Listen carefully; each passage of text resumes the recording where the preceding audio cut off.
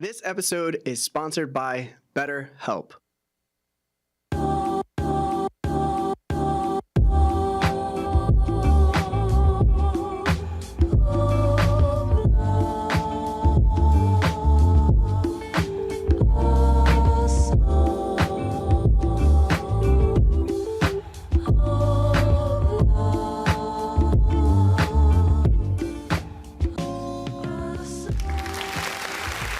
Amazing, amazing. We are here. Hello,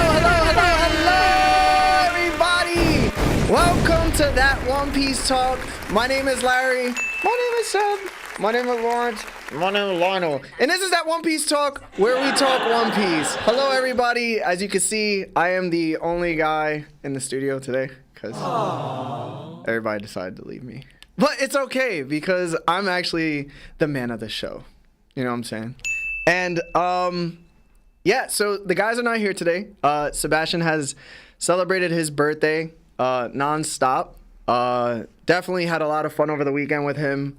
Lawrence and Lionel had to take care of one of their brothers. So listen, it's all love, and you guys are stuck with me. So what that means for the episode is it's One Piece break week. We got no chapter to talk about. So I'm going to just take phone calls all episode. I'm going to let you guys get yours off, and we're going to sit here for the next 2 hours and just create magic. So if you haven't joined our Discord, please join our Discord.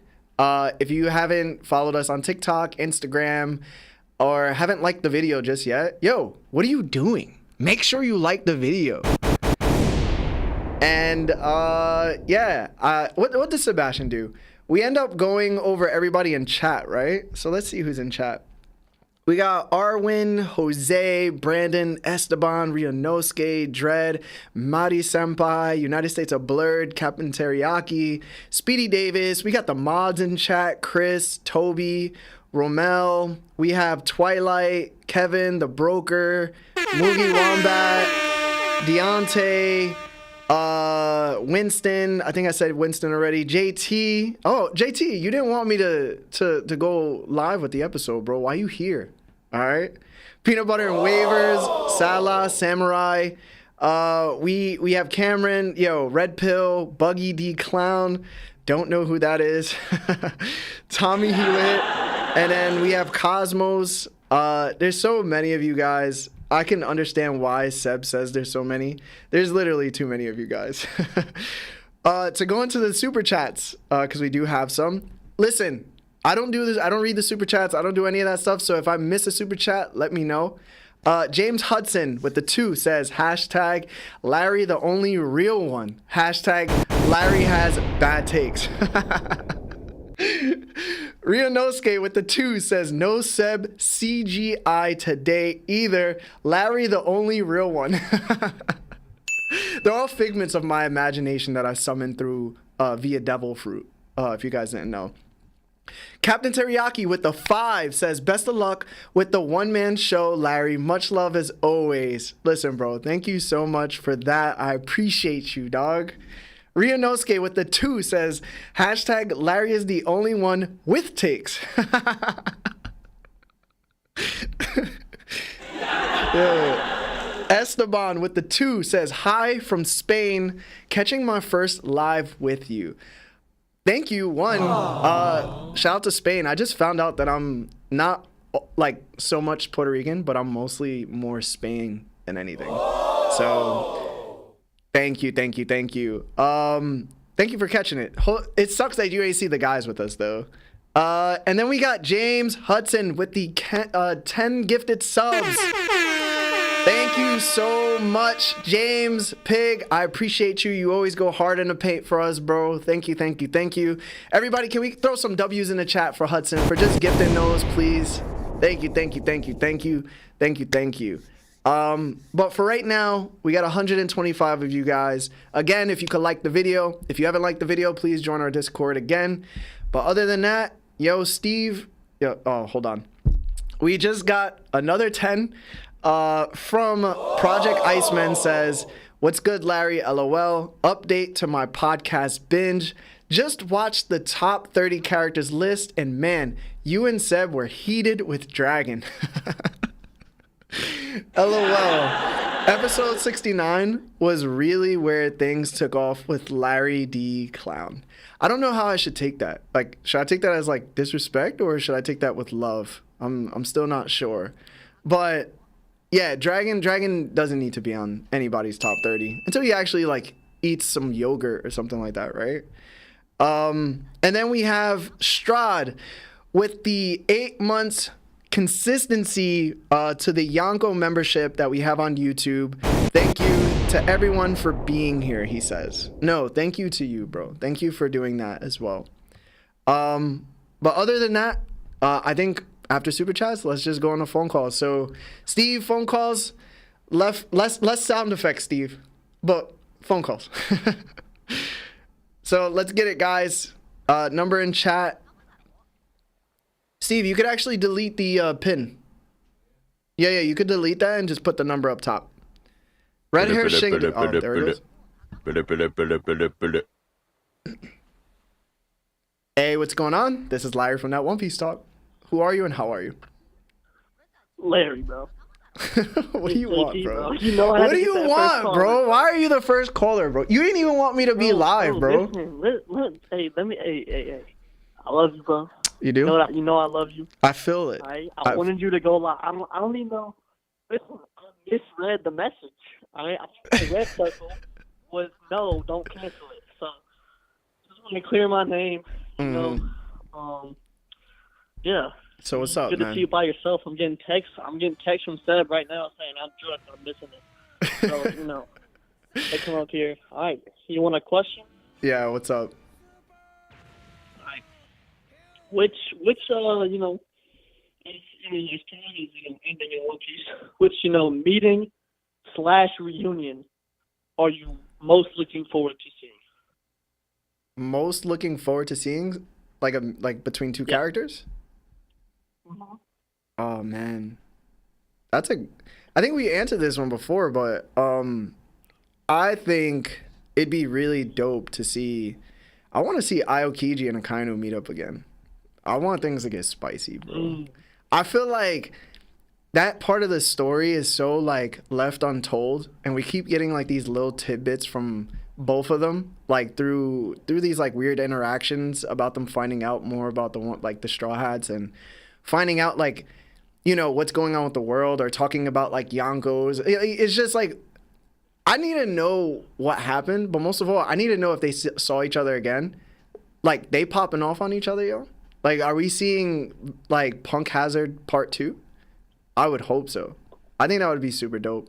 I think everybody definitely does want to see a Shanks and I personally would want to see Shanks and Garp meet. Yo, so hear me out. The reason why I also want to see them two meet is because Garp directly states that he doesn't want Luffy to be a pirate, right? Like, he just doesn't like the idea that he became a pirate. But, like, Shanks influenced him in order to be that pirate. Like, Shanks is literally the reason why Luffy is doing everything that he does. He's so influenced. So just to see them two, like, meet each other and bump heads, I wonder if Garp would swing off on him, yo. Like, yo, you did this to my grandson. I don't know. I don't think they would square up. Probably. Maybe. No, it might be on site, if we're being honest. Yeah, you think it would be on site? I think it would be on site. But I didn't even think about that. Like you said, Aokiji and Akainu, and then Shanks and Garp. I was thinking, hear me out, this is kind of a weird one, but I'm saying Im and Luffy. I don't know why, but I feel like that would be a really, really weird interaction. Because, like, Im's kind of mysterious right now. Yeah. We don't even know if it's a he or she, whatever. But, I don't know if Luffy would square up, head of the world government, whatever. I don't know if it would just be awkward. I don't know if Im is, weak, like a fraud as, she could be, but yeah. So I think that's who I would choose. Wait, so like, how do you think that conversation would go? Luffy's kind of dumb. Well, first of all, it depends on the circumstance, because we know Luffy's kind of dumb. Like, Luffy wouldn't be like, Luffy wouldn't know who she was. But I feel like if Luffy actually was like, yo, man, this is like the leader of the world government type stuff. Like this is the head. This is the corruption. But I feel like Luffy. This might be a crazy take, but Luffy doesn't really like hate the Navy and the world government like right now. Like I don't think he really hates them as much. Like when we see him gunning for characters, he hasn't gunned for any Marines yet. It's mostly been like, oh yeah, Big Mom, I'm coming for you. Kaido, I'm coming for you. Dofi, I'm coming for you. It's never been like, hey, Akainu, you're on my watch list, like type thing. So yeah, I don't really know if he would really be that mad unless he start going crazy. Yo, I don't know. I feel like Luffy would just Luffy it out, bro. Iem would probably say something like very evil, and he'd be like, all right, yo, like, let's fight. He would just probably hit him. Like, I don't think he would say any, like, Luffy's never been the type to, like, have a conversation. That's one thing I've noticed. Like, he just doesn't. Yeah. He just does whatever he feels like, right? So it's like, I don't know. But that would be kind of cool, though. I could see it happening, to be honest. Like, he'd probably run into Imu not knowing it was Im, and just, like, think it was, like, a regular person. And then, like, he'd just go on about his day. I feel like I think that's definitely a low key though. You think that Emu's a baddie? Do I think Emu is a baddie? Yeah, like if you were to make your predictions like right now, like is Emu a baddie? I'll tell you. Oh man, that is a good question. Yeah, I didn't mean to ask too. I didn't think it was gonna be that complicated. I was thinking like a yes or no. But I don't know. It depends, because we all think that Im is probably like the oldest person in the verse at this point, right? And like we seen Kureha, she's like 121 or something like that, and she's not a baddie. But I don't know. I'm you know what I'm gonna say? I'm gonna say no for right now. I'm gonna stick the safe route. Because when we first saw Alvida was busted, bro, but she became hot later. So I'm gonna wait, bro. I'm not gonna invest. All right, bro. All right, JT, much love, man. Appreciate you. Love you, bro. All right, bro. Talk to you later, man. Yep. All right. I know there's super chat, guys. I'm gonna get to it. Just give me a few. Hey, what's going on? This is Larry from That One Piece Talk. Who are you and how are you? I'm great. This is my second time calling in. And I really love the podcast. And I have a really cool theory. Yeah, tell me. Wait, what's your name? And thank you. Yeah, my name is Avi. I called in, and people did not necessarily like my theory, unfortunately. But I'm here with a better theory. Listen, man. Not a lot of people like anything I ever say, so it's okay. But what's up, man? Talk to me. Yeah. It's a small theory. I think that Law is going to go to Hachinosu to rescue his crew. So I think that, like with Law, when Law lost his fight with Blackbeard, I think that his crew is probably going to be taken to Hachinosu with every other prisoner that Blackbeard has. And so I think that Law and Beppo are going to rescue their crew, and either it's going to be happening with all this, Kobe, Moria, obviously Garp stuff happening, or it's going to happen right after when it's in ruins. So it'll be really interesting. I think it could be it'd be really interesting to see if it's a cover story or something, or if it's not even shown in the manga. But I think that's what's likely going to happen with Law. That's how Law gets back his crew, because he loves his crew. Yeah. So you're saying that he's going to go to Hachinosu, he's going to link up with Garp? Possibly, or he's going to use that opportunity to third party and get his crew back. Because the thing is, I'm not sure, if Law would team up with Garp, or if he would just go, right after and, take that advantage and just, get back his crewmates. Now that you bring that up, that would be kind of interesting, based on the fact that, we had a conversation between Sengoku and Law, right? And he asked Sengoku what the D meant. And Sengoku was like, yo, I don't know. Well, we know he's probably lying. It'd be very interesting if he went to go help Garp and the Sword members with Beppo, and then he tries to have that same conversation with Garp. And since we never really get backstory too much from Garp, or very any of the things that he knows in particular to the history of the Void Century, or what the D clan members mean, especially since he is one and he has a son who's running loose on the world threatening celestial dragons, it would be great to see if we get the definition of what the D means from him, from Luffy's grandfather. Meanwhile, he's Ooh, helping that would be fight great. everything else. So I think that would be actually kind of cool. I think that would be like a good play on the conversation he had with Sengoku, who's like Garp's best friend. So I think that would be kind of dope. I could actually see it happening. I just don't know if Law would be healthy enough to assist Garp in any way when he goes to fight with Garp. Yeah, 100%. That's why I would say it could also happen like after this whole thing happened. Like all the entire thing is over and just like it's like ruined and like and Law uses this chance to go to Hachinosu while it's like still like almost like what happened at Marineford where it was destroyed and there was like almost no presence there. So I feel like I don't know, like if it wasn't possible, then maybe Law would go after, Yeah. So my question to you is, do you think Garp even needs Law's help to handle everything that's there right now?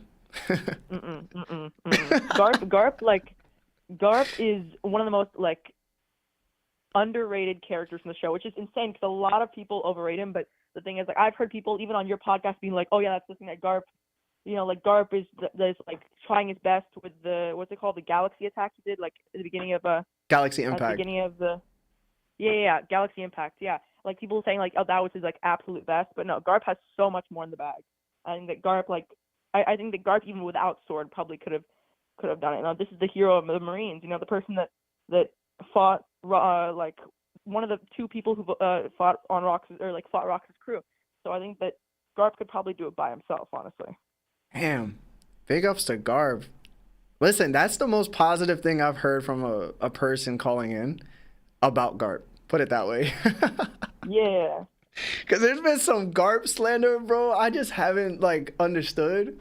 But listen, I think you brought up a very interesting idea. Like, I'm all for it now. Like, before I wasn't too sure. Because the question has always been, okay, where's Beppo going to take Law? We don't really know. Yeah. But if he did end up going back to Blackbeard's home base, or, I mean, I could even see him going to, Vegapunk's Egghead Island, to a degree. I just don't know where Oda's going to go with it. Yeah, that would be awesome. That would be awesome to see where he goes. And remember, Hachinosu's in the northwest of the New World, and it's also interesting to know that right near Hachinosu is Fishman Island. So there's so many different places that it could be. But it'd be interesting to see what it was. Yeah, you think it would be more interesting if he went to Elbaf though? Alabasta, maybe. No, Alabasta, Elbaf. Oh, Elbaf. Yeah. Oh, I think that Shanks is already kind of at Elbaf. I think it'd be interesting. I just can't really imagine it at the moment with Shanks and Kid happening. Honestly, I think it could be interesting, but if that Shanks and Kid thing hadn't happened, because I don't know, I can't imagine both of the supernovas getting destroyed by Shanks. Yeah. Maybe Shanks leaves and then Law notices that Killer and Kid are on the seafloor, and then he uses his power to bring them from the seafloor back to Elbaf somehow. Yeah. That's the only way I could see Kid surviving. Yeah. I mean, it'd be cool to see if the Kid survived and stayed on the crew, went on Luffy's crew or something. I think that'd be cool. Yeah, it actually would be. It would be cool to put Kid back into the story. It's either that or Shanks feels bad, so then he swims down and just gets them and throws them up back on Elbaf and puts them on a ship and locks them up. But remember, Shanks only has one arm. He cannot swim. Bro, what? I don't know about Shanks' swimming abilities after that. After the Sea King, we don't know. We haven't seen Shanks swim. He only has one arm. He was swimming while holding Luffy up with one arm in the middle of the ocean. Oh yeah, I forgot about that. My bad. It's okay. I was like, wait, what? Swimming to the bottom of the ocean though, Nah, I think he could definitely do it. I mean, people Geppo under the water, right? Sanji could do it. You don't think Shanks could Geppo under the water? I guess maybe so. Yeah. But yeah. Yeah, anyways, yeah. Thank you so much for calling. Yeah. Thanks for having me. It was super cool to hear the feedback and everything and what you thought. Thank you. Yeah, thank you. I'll talk to you later, all right? Yeah, sure. All right, later. I'll call another time. Bye. Bye. That was good, man. Had me pondering for real about what was going to happen. Damn, now I want a Law and Garp interaction. Yeah, we could do it again. Hey, what's going on? This is Larry from that One Piece Talk. Who are you and how are you? Hey, it's Strod. What's up? Hey, Stradi, what's up, man? Hey, man. I was just calling in to say, glad to see you're holding it down solo. Just giving you a little bit of support. Yeah, this is Conqueror's Hockey. I'm admitting, like right now, if nobody knows. So. Real, man. Like the numbers that we got watching right now, holding it down solo is what we used to pull when there was like 3 or 4 people in the studio. So. Yeah, I'm all of them combined. Okay. I'm just not, man. We got to get the cardboard cutouts. Yeah, that would have been such a great idea to have cardboard cutouts of all of them, and then I'm like talking to myself, looking mad crazy. I'm like Will Smith in I Am Legend, yelling at the what is it, the mannequin? Oh God, yeah. What was that mannequin's name on the bridge? I can't remember. The one that moved. I want to say Jeff, but it's definitely not. But that's just like. It's probably not. Well, what's up, Strad, man? Talk to me. Not much, man. Just home, off the road. Got like a week to myself. Thought I'd, come in, moderate. Oh, yeah? You just wanted to hear my voice? That's mad sweet, bro. It's been a minute, man. You won't take my $2 or read my super chats anymore, so I got to call in now. Yo, y'all be abusing the two, bro. Y'all be making us read it, and we can't get through the pod, bro. Hey, man. It's an agenda piece. Well, I won't take up too much time, man. Yeah, all right. Listen, Strahd, thank you for calling, man. I appreciate it. Yo, don't work too hard. Yeah, I've also got a sick animal here, too, so I just want to call and get a little bit of support. But, yeah, man. I hope let somebody else talk. I'm sure there's some theories out there. Yeah, definitely. But thank you, man. Hope the little guy gets better. Yeah, man. I appreciate it. I'll catch y'all later. All right, later, bro. All right, bye. Look at that. Showing the love. Thank you. I appreciate that. I really do. Hey, what's going on? This is Larry from that One Piece Talk. Did somebody hang up? No, I didn't hang up. Oh, there he goes. Wait, Strad. Wait, this is still Strad? No, this is Pigg. Oh, Pigg. What's up, Pigg? How are you? I'm doing good. I'm so much like Strud, sitting at home off the road. Hey, yeah, listen, man. Relax. Don't go too crazy. Oh, I never go too crazy, man. What's up, Pig? Thank you for the 10 gifted as well. Hey, man, glad to do it. Glad to do it. Can't believe I finally get a call through, and you're the only one there. Taking bad takes himself. Yo, Pig, come on, bro. I be having some good takes, bro. Dude, you've been on a roll for like the last 6 months. I'm just trying to keep you humble. What's up, Pig? Talk to me. What questions you got? Well, the question I'm going to throw at you today is I've been seeing a lot of theories on who M is lately, especially after 1084, with people thinking that it's actually Lili Nefertari, and that she's had the immortality surgery done to her. I want to know what your take is on that. Do you think it's Lili, like she turned to grab power? I wouldn't. I don't know. I'm gonna be honest. I don't know. I feel like Oda could go in so many different ways. And like last episode when we were talking about the chapter, I was saying that if it is Lili Nefertari, she's probably using some type of time devil fruit. And the reason I said that was because if this is the same person from 800 years ago, that would definitely explain it. And since Alabasta has a very Egypt-like setting, and obviously there's like sand around, then most likely she has the power of time, which sometimes hourglasses have sand in them. So maybe it's like an hourglass devil fruit, or maybe like, I don't know, something of that nature.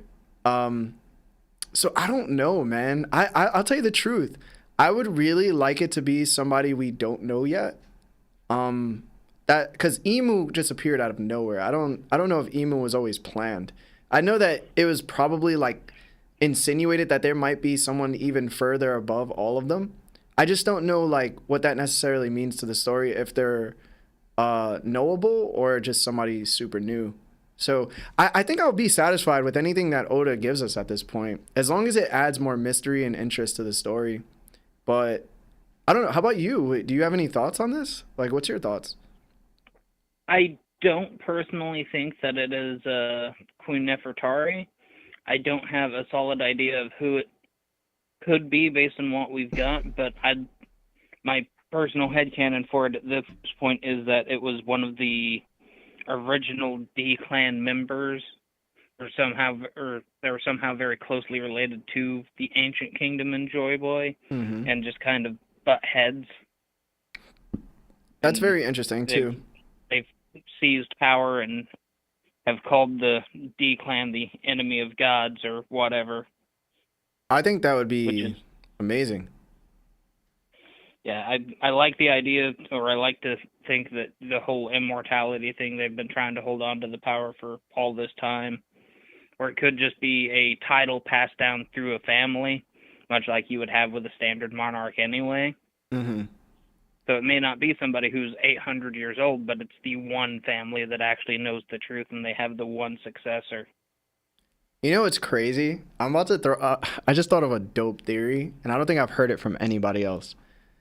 I think that most likely Emu is a D-Clan member, but a specific D-Clan member. Usually we always talk about like the goals, the Zebeks, and you know, that of that nature, right? Like the monkeys. What if it's the Waters?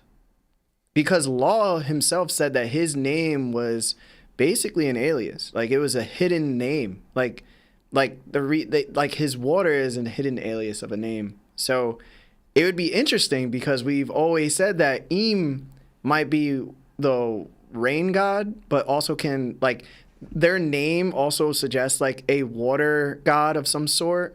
And it would be very interesting to know that maybe this is a D-Clan member that has survived through the Fountain of Youth. And through that, it was because of water itself that kept her or him alive for so long.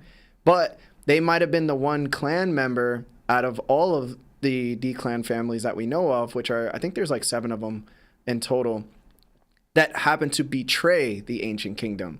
Like they were the family that betrayed everyone. So when Law probably spoke to Sengoku and asked what the D's meant, but he told him what his actual name was, he probably freaked out a little bit, not because of the D, but also because of the water. So it'd be very interesting to see if Sengoku knows anything about or even Akainu at this point, right? Like what if the Fleet Admiral position does know something about Like, what if they do? Because, like Lawrence said last episode too, the Gorosei are not the only people that know exists. There's also that one person that was very silhouetted when they called for to gather with the Gorosei. So we know there's more than one person, and more than a Gorosei. So it'd be very interesting to see if maybe Law's family is he's probably the descendant of a traitor of the ancient kingdom. I would say he's either the descendant of a traitor, or perhaps the Water Clan is a family of holy knights. That'd be interesting too. Or the God Knights, or whatever you want to call them. And maybe his father just got disillusioned, much like Don Quixote, Doflamingo's father, and kind of took off to try to help the world. And instead of announcing, hey, I'm a celestial dragon or God Knight, I'm here to help as a doctor. Yeah, and you know what's crazier too is because they're a family of doctors. So the other doctor that we know of in the show that's lasted, she's the oldest person in the world, is Kureha. So it's like if we can, and then Law's Devil Fruit is the Opi Opi no Mi, which grants them perennial youth. So, I mean, I feel like there's dots to connect, but I don't know if that's necessarily true, you know, but that would be very interesting. That's, again, I'm just thinking of these ideas and you guys are just like coming in and giving them to me. So that'd be crazy. Would you be upset if it was like rocks? Would you be I upset? feel like too many people put too much stock into Rock. All we know is he got whooped in God Valley, and he had 3 of the 4 emperors on his crew, which I think may have just been a retcon to explain how they all knew each other, or why Kaido and Big Mom were so friendly and would form an alliance. Yeah, that'd be crazy though. Imagine he's just chilling. Yeah, it's just Roxanne this whole time. It's like, man, I told these kids, and they just couldn't get along. What? Hold on. I'll bring up another idea for you, Pig. Before I let you go, would you be upset? Right? Would you be upset if Ym was actually a zombie that had Gecko Moria's it's Lili Nefertari's body, right? But whoever was the king of these 20 ancient kingdoms that took down the ancient kingdom, right? They were the leader, but just hidden. And then somebody with Gecko Moria's shadow fruit took their shadow and put it into a dead Lili Nefertari. And they're just living in her body, but they're like acting according. That's why they're always like in the dark and stuff. No, because Pangea's room, she's in the light. There's like there's like flowers and stuff in there too. All right, never mind. No guarantee that it's natural sunlight. And it's like a callback to Hogback. I'm pretty sure the zombies were able to go into the sunlight, but it's the people whose shadows were taken that couldn't. Mm-hmm. So maybe whoever had their shadow taken is locked up in the vault or whatever, and that's the actual treasure of 𝗵𝗏𝗄 that 𝙁knows about. Yeah, it's the body that, so it don't wither away, the shadow won't either, and provides the shadow the ability to rule. You know what's crazier too is that you remember when we saw the straw hat in that chamber that Imu went down to? Yeah. I've always said that there might have been the Joy Boy candidates' bodies that were kept from who Imu thought the light should have been taken away from, and they kept them in those catacombs. But we only saw the straw hat. But if you look at in that panel, there's like 6 columns that Imu could have entered into. So if there's like a body in each one, and then that person just uses those bodies over time and just kept them, that would be crazy. It'd be like some Orochimaru type of thing, though. It would. I don't think there'd be a lot that would disappoint me when it comes to the Imu reveal. Uh-huh. I think the only one that I'd be disappointed by is, oh, this is Luffy's mom. Yeah. I think that one would probably upset me a bit because I don't like the trope of the whole, hey, this kid is destined to be the big hero just because of he was born. Like, these are his parents, so he's gonna be the hero. I hate that trope. Yo, I'm gonna keep it a buck. If it's Luffy's mom, I'm dropping the show, bro. I'm ending the pod. Right there with you. I'm ending the pod, bro. I've been watching it for 25 years, man. I'm right there with you. I'm ending the pod, bro. I'm telling everybody we quit. We giving all super chats back. We don't deserve this, bro. Like, I think that would be so one of the things that I don't like about Star Wars and about like Harry Potter is the fact that there's so much family ties to everything that's important that happens in the universes of those verses. I've never been a huge fan because it's like always the Skywalkers that are leading the whole space, reuniting or destroying. Like, it's always them. I would hate if it's just always the monkeys or Luffy and his parents. It would be so whack to me. Yeah, there's so many families in the D clan that the D clan I can get on board with and understand, but just having it be the one specific family, yeah, that gets old quick. I'm right there with you. Yeah, but yo, Pig, man, I appreciate you finally getting through, man. I know it's hard. Yeah, I'm honestly a little surprised I got through. Glad I did, though. Yeah, I'm glad you did nobody too. else was here. Listen, I'm glad you kept trying, bro. I know you've tried a lot. Yeah. But well, much love, Larry. Yes, much love, Pig. Thank you. Thank you for you. Hey. Yep. Thank you, man. Later. All right, have a good night.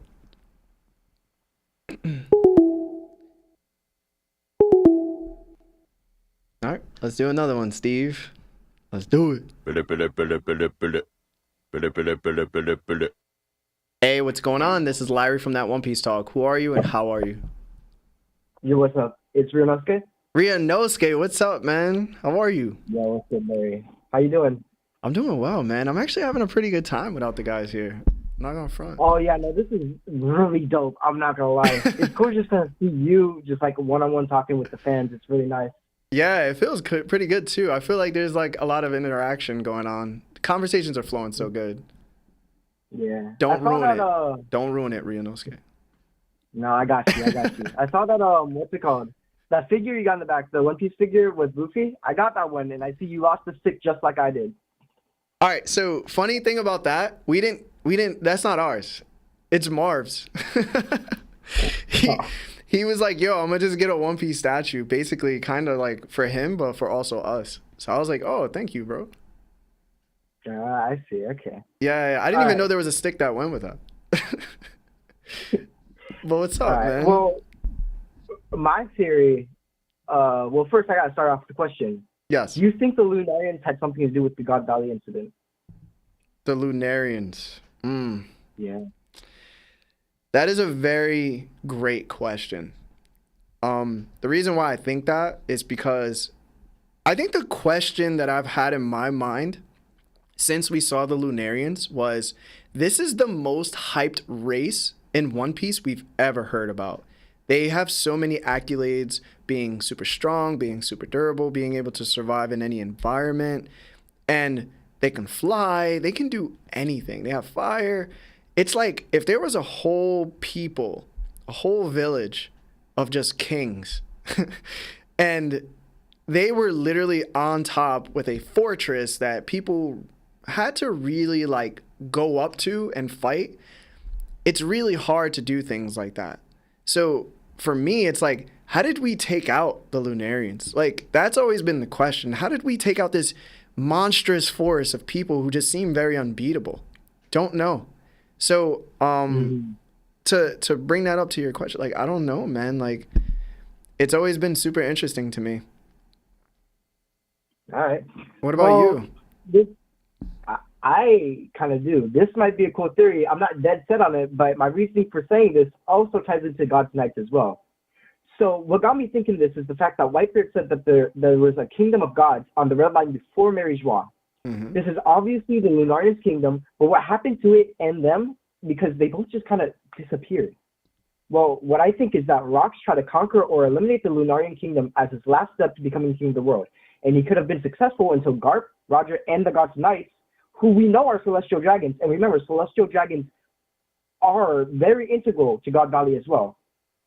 So I think the celestial dragons, Garp and Roger, were the ones that got in Rox's way. But why take over the kingdom? And why did the kingdom just disappear? Well, what I think happened is the reason Rox wanted to take over the Red Line was because of the certain national treasure that was alluded to by Don Quixote do Flamingo. 𝐴𝐵 specifically said that this treasure could shake the world and that he could use it to become king of the world.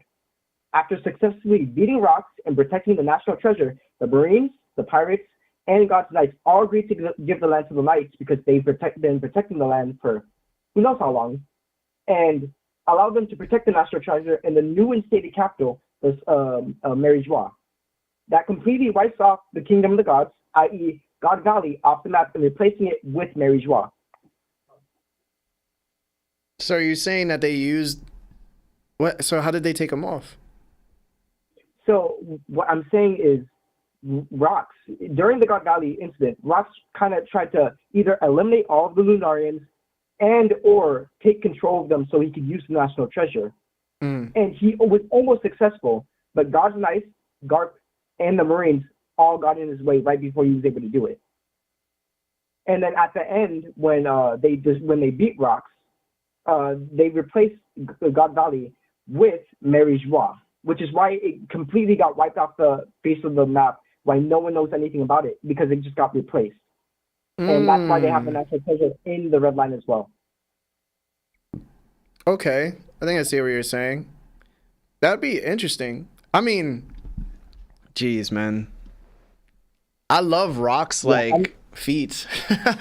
Just make up Rock's feats and I'm good for it. With how I explained this, but I have like an entire like paragraph I can send it to you later to like fully explain what I'm trying to say. Yeah. But like I didn't really explain it that well. No, I get what you're basically kind of saying. It'd be very interesting to see if Rox would do that. I just want to know like the motivations behind Rox. I think he's like one of the most interesting characters in the show right now. Just speaking in terms of like why go to God Valley, right? Like what's there? And if what you're saying is true, and he did conquer these people, and then Garp and Roger had to show up and I guess defend them. You're saying like the Lunarians fought with Garp and Roger against the Rox Pirates, right? Well, I'm not saying they fought with him. I think what happened is Rox was there before Roger and Garp even got there. Okay. In the God's Night. But since Rox was with his crew and they were so powerful, I think they were able to at least take out some of them. Because remember, the Lunarians are almost extinct. Yeah. We don't know how many there are left. We know Alber's there. So there was probably a fight at God Valley before Garp and Roger got there. And maybe he almost took out the Lunarians, or he tried to usurp them and take control. Well, the Lunarians got taken out when 800 years ago, basically. Was it 800 years ago? Yeah. So they got taken out. So basically, the Lunarians were the ones that lived where 𝗵𝗏𝗪 was at. And then when they took all the Lunarians from there and they left, we can't even say they got extinct, right? Because King is still alive and somebody had to birth him. But overall, they no longer lived on top. It was replaced by the Celestial Dragons. So, I mean, I don't know where King was found, to be honest. I don't think they've ever mentioned that.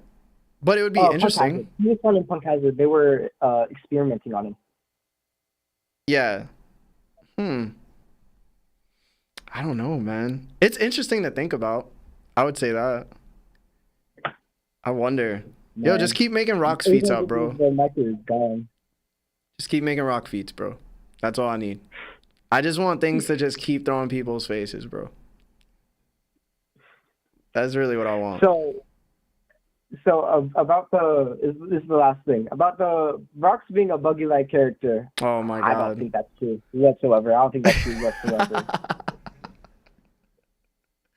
Listen, Ryunosuke, you have great hair, so I know that you don't think that, okay? Like, it just, you would have buggy hair if you thought that. And you don't. Yeah. So. All right. Yeah, but thank you, bro. I appreciate the call, Ryunosuke. Also, and the super chats. Yeah, well, don't mention it, bro. It's only $2. It's fine. Listen, man, anything is a thank you from me, so thank you, bro. I got you, bro. All right. Holla at you later. One. Enjoy your stream. All right. Thank you. Appreciate it. Peace.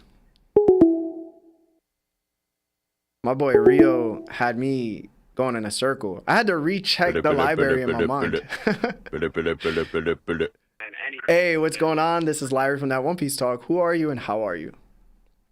Hey, what's going on, man? It's all Kage here, man, aka Leo. Hey, what's up, Leo? How's it going, bro?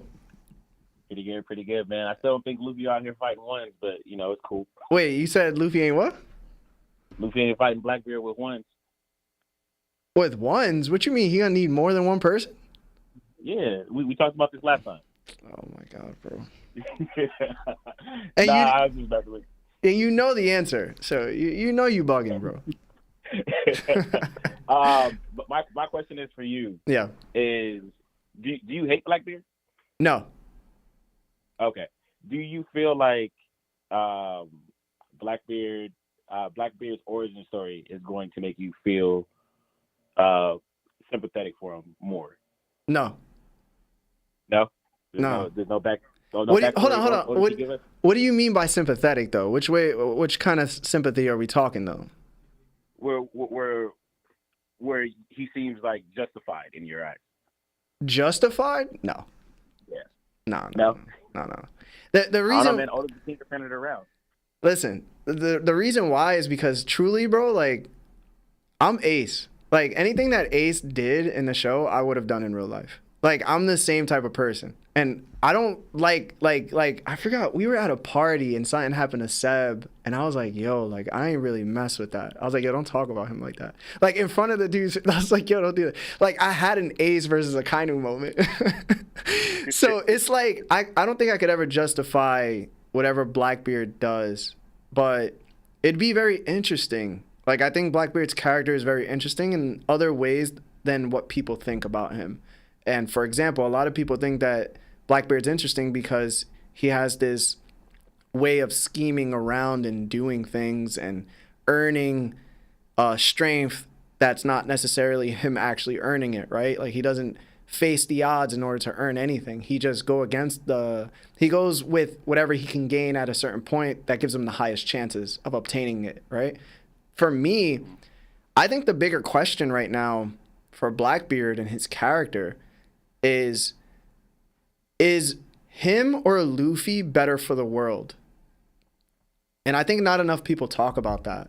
I think a lot of people get caught up in what he is right now, but it's like these two individuals, which I brought up before, are very dangerous. They don't really care about anybody except themselves, and they just believe in freedom. But too much freedom can be a very bad thing, right? Like, too much freedom in either way can be a bad thing. So who are we going to be satisfied with at the end of the show? Are we going to be more satisfied with Blackbeard and his freedom, or are we going to be more satisfied with Luffy and his freedom? Because either way, they're both bad to me, but it's now picking the two lesser of two evils. And I think that's the philosophical question we're going to start asking ourselves at the end of the show. It's like, do we want Luffy to win? Like, I think that's the best question that Oda could give us. Do we want Luffy to win? If so, what do we gain from that? Makes sense. I don't know. All right. But I don't hate Blackbeard, bro. I like Blackbeard. I just hate his fans. Oh, okay. That makes sense. Yeah. I don't like his fans. They're very much Marco fans. They're kid fans. They're What do you have? Marco? Yeah. Yo, bro, Marco fans are crazy bad, bro. They're crazy, bro. They're bad. And then the last thing I'll ask is for I know you say that Blackbeard is the joyway of the dusk, and then Luffy is the joyway of the dawn. Mm-hmm. And that they'll ultimately have to team up in the end. I think the symbolization that kind of backs that for you is the fact that Luffy is always seen behind the moon or in front of the moon. Yes. So he's the sun god, and he's sitting in front of the moon, and the moon is pretty much a reflection of the sunlight. I think that the visual that Oda gives out is actually that in particular. Like an eclipse? Pretty much like a because you have the sun god standing in front of the moon, not the sun, mm-hmm. right? Yeah. So I think that shows that they'll have to work together in the end, as like foreshadowing. You know, it'd be so cool that you just said that. If they did that, you know how they say you can't look directly into an eclipse because you'll go blind? Well, we've always seen 𝐸𝐵 with just the eyes. So yeah. What if the eyes, as everybody's always hypothesized that Mihawk has like sort of the same eyes too, that these eyes are a special trait of that certain person and they do extraordinary powers. Like, it sounded like 𝐸𝐵 has the Sharingan. But you end up blinding 𝐸𝐵 in that instance, and then they just beat 𝐸𝐵. That'd be cool too. I could see like the symbolism behind it, because Oda has always done things like that regarding like the moon and the sun. So that's very interesting. I never thought about that either. You guys are making One Piece better today, just like, you know, for once. Thank you. I still don't think he's fighting with ones, but you know, you can't agree to disagree. Listen, man, you're bugging, bro. You gotta understand how much he's really a bum, bro. Yo, I understand that, but if he takes every devil fruit, you know, that would be cool. I would like that. He's just gonna be one for all. No, all for one. Yeah, he's gonna be all for one. Yeah. Do you think the ultimate test would be him taking Luffy's fruit, and because he has no imagination in terms of the free spiritness, mm-hmm. so he doesn't really know how to use it. And Luffy just claps him with Haki, which is the epitome of hard work. That's a great question. I don't know if I would like it or not. Just because Luffy, I don't know. I don't think I would like that. I'm still deciding on how. I don't know. I honestly don't know. I was gonna say something, but like I kind of just threw it away because I don't know either. But it'd be weird, like if he was able to take his devil fruit. I mean, the whole thing for me is like, when it comes to devil fruits, I'm a firm believer that the devil fruit chooses you, and it's crazy because Parvision came out with this video about Blackbeard that's like an hour long, and I watched it. And I disagreed with a lot of it, but there was one interesting thing he said about the Yami Yami.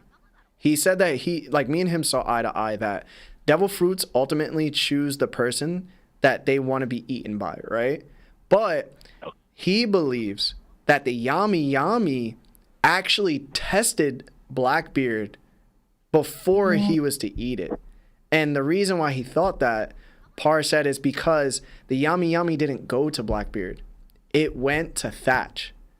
But in order to obtain the fruit tested him by saying, are you willing to murk your brother in order to obtain this type of power, in order to obtain me? And then Blackbeard did so, and then the fruit chose right because Blackbeard was a person that was willing to do something like that, which would fit the darkness of that fruit. You know what I'm saying? And it's a completely opposite take with Luffy's fruit, who's supposed to represent like the sun god, because Luffy ended up finding it in a chest with his most influential person in his life, who he respected and wanted to be like and wanted to join his crew, and he eats the fruit on mistake, where Blackbeard ate his on purpose. So it's like these fruits, I think at the end of the day, they do choose you. You just have to be willing to go that necessary step to go further. If that makes sense. Okay. No, it definitely makes sense. Yeah. The only thing I would have to add to that like last theory of him taking Luffy's fruit is inadvertently that would give Luffy what he wanted the most, is being able to sail and being able to swim. Because Luffy isn't free at is being able to swim. I think Luffy's over swimming now, bro. Yo, I don't think he cares about swimming at all no more, bro. I'll be honest. He's like, yo, I'm cool. But he don't even take showers. Like, he's like the stinkiest one out of all of them, besides what? Jinbei, because he's a fish? That is not fish racism, by the way. I'm just saying. He probably does stink. But it's like, I think he, takes a shower like every 2 weeks or something like that, from what they said? Oh. So... Yeah, man, that was great. That was a great question, though. Thank you for asking that. No worries, man. Good stuff. Thank you.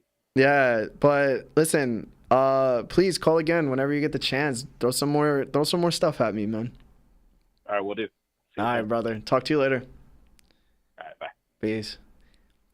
Yo, Steve, after this call, we'll do sponsor, and then I'll do super chats after that, and then we'll go back into this. But not right now, like after this call. All right, let's get it. No calls yet? Oh, you guys are not calling. Oh, there you go. Hey, what's going on? This is Larry from That One Piece Talk. Who are you and how are you? Hey, man, it's DJ, first time caller. Oh, shit. You can't. DJ, no cursing. Sorry about that. No, it's cool. Thank you for calling up, one, and, I appreciate you, bro. I started watching I'd say about a couple of months ago from the break. I saw you guys on YouTube Shorts, and saw a lot of different conversations, and actually brought me to the question I have for you. So yeah, I saw a lot of mention about black blades and all Fraud Hawk Watch and all this stuff, but do you think that Zoro will end up blackening his blade, and if so, which blade do you think he will blacken?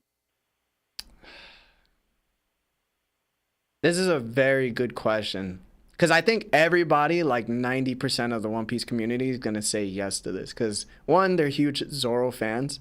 But, two, they just believe because Zoro holds such importance on the story that he's just going to get it no matter what. Like, he's a main character. It'd be very interesting if he didn't. I would say that. Like, if he didn't, we still don't know how, like, black blades are, like, made, right? Like, the only person we've known of that has had them is Ryuma with Shisui. And Mihawk with Yoru.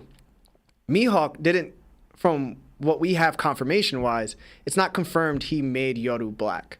He just has a black blade, which is interesting, right? So it's like, what if we find out that Mihawk never turned Yoru black? Like, how do we obtain this black blade? It would be very interesting if that question was answered in Wano, but considering that Wano wasn't written to the best, I can say that we kind of missed out on that. But if Zoro did turn his blade black, it'd be the one that Kuina gave him. The one that he always holds in his mouth, the white one. I think it's called the Ichiji Wandi Wado? Something like that. Ichimanji Wano Ichimanji, I believe. Yes, that one. It's the white one. It's the one that Kuina gave him. I agree with that. Because what better poetry is that to turn the person's sword that you respected and loved into a black blade? Yeah, man, I think that would be crazy if Oda did something like that. And along the same line, do you think that Sanji in the future would ever acquire more Rokushiki skills, any of the 6 powers? Because he like already has like moonwalk and we've seen like Iron Body is basically just hockey. Armament hockey. Yeah. Do you think he would ever like acquire like Shave or like Paper House?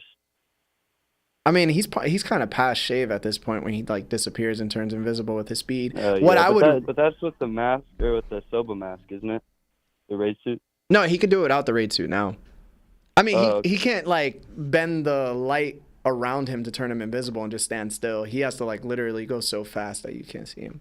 Oh, so he basically is doing Shave when he does that move. Basically, yeah. I would really like for this is gonna sound OP, but I would like for Sanji to have the Rokugan, where Lucci puts both of his fists in the middle and like shoots that airwave. Imagine Sanji doing that with just his kicks. Oh, or like an upgraded Tempest kick kind of thing. Yo, that would be so crazy for Sanji to start sending like Tempest kicks, but also Rokugan kicks. That would be nuts, bro. I think there's so many levels that Sanji could keep leaping towards, to be honest. I think he could go even higher than he is right now for sure. I don't even think like Definitely. Like let's say he never gets Conqueror's Haki, which I'm okay with. And if he does get it, I'm okay with too. But if he was just to not get it and just keep getting stronger with armament and diving into these weird techniques, man, like even him having like Rio to a different degree would be crazy. It would definitely be wild for him to get stronger. Like when you say to a different degree, like you mean like Rio without like the color of the Supreme King? Yeah, or he could do something like what Sai does. You remember when Sai kicked what's this guy's name? How did I forget his name? Dan Chinzhao. When he kicked Dan Chinzhao and took his horn away. Oh, yeah. Yeah, if he could do something like that, like that's like a real type of attack too that Sai does, because they use like a special move with like vibrations and stuff like that. If he could do something like that, he's doing it with fire, but if he can add on to it more, he can become a serious threat to anybody in the show. Definitely, especially if his fire, like say like in the future his fire turns blue. Like I know that in the anime they like to do a lot of extra stuff, but in the manga maybe if they like explain or like put it into detail that he has blue flames, that could be like a new feat. So he did turn it blue in the manga. They confirmed it on a volume cover. It was blue. That's where it was blue first. That's where the anime got it from. Okay. I would love to see, because the only other person that we've seen with fire turn it a different color was Ace. He did it with his fireflies against Blackbeard. He turned them green. I would love to see Sanji tapping into like other colors, and then it gets confirmed that higher, like these other colors are stronger flames. Yeah, that would be really interesting. Yeah, that would be wild actually. Seeing Sanji with like a green flame on one leg and a blue flame on another, and he's just like kicking you in unison. Yeah, that would be so wild to look at. That'd be fun though. That'd be fun to watch, especially since his fighting style is so good. Yeah. Yeah. But listen, man, thank you for calling. I appreciate it. Seriously. Yeah, thanks for having me on, man. Nah, no problem. Love the show. Thank you. Appreciate you. Have a good one. Yeah, you too. All right, let's do the sponsorship, and then we'll do super chats, and then we'll get back to calls. All right, guys, we're gonna do sponsorship. So give me a little bit. This episode is sponsored by BetterHelp. Have you been struggling lately? Maybe you're having trouble sleeping, difficulty with a relationship, or just struggling from low self-esteem. Listen, I've been there. We've been there. If so, then today's BetterHelp wants to help you. BetterHelp offers licensed therapists who are trained to listen and help you. Talk to your therapist in a private, online environment at your own convenience. There is a broad range of expertise in BetterHelp's 20,000 plus therapist network that gives you access to help that may not be available in your area. You just fill out a questionnaire, simple as that, to help assess your specific needs. And then you get matched with the therapist in under 48 hours. Then you schedule a secure video and phone sessions. Plus, you can exchange unlimited messages and everything you share is completely confidential. I happened to sign up at one point regarding my confidence issues. Next thing you know, my confidence issues are not issues anymore. I'm doing pretty well in that area. You can request a new therapist at no additional charge anytime. Join the 2 million plus people who have taken charge of their mental health with an experienced BetterHelp therapist. Special offer goes out to all that One Piece Talk listeners. You get 10% off your first month at betterhelp.com/TOPT. That's BetterHelp, HELP.com/TOPT.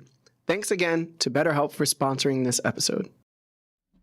Welcome back, everybody. Welcome back. Okay, so before we get back into calls, I'm going to do our super chats, okay? So what I'm going to do, just so you guys know, super chats now, calls, and then pretty much probably like the last 10 minutes, I'll probably do the super chats again, all right? So we have Red Hair Shankdom with the 2. He says, now we could finally learn if Larry can solo TOPT. I always could. The Broker with the 5, he said, wanted to say hi to you, Larry, and to thank everyone for their kind words in Discord today. I will do my best to call in today despite the morphine. Broker, what is going on, bro? I did not go into Discord. I'm so sorry. I don't know anything about this. I hope you're feeling well. Then we have a 10 from Cameron Baldwin. Been listening on Spotify for a month. Thanks for keeping me sane at work. #BuggyGang. Bro, every time I read Buggy Gang, it makes me a little bit more insane. JT with the 5. JT, thank you. He says, shout out to the man, the myth, the mod, Toby. Bro just graduated. W's in this chat to the man's future success. Yes, Toby did just graduate. He is our mod within Discord, so shout out to Toby. Another 5 from Ryunosuke. He said, yo, I called and I had someone ask me about what I was going to be calling about, and then they just hung up. Is that Steve or what? Right? Number 2? That is Steve, and that was the right number. Hold on. Oh, you probably called the wrong number, Ryunosuke. That's the right number, bro. Another 5 from James Pigg Hudson. He says, #Marco Mafia, watching you, Larry. Also, funny how this 1 week Marv isn't here is the 1 week my call gets through. Cue the X-Files music.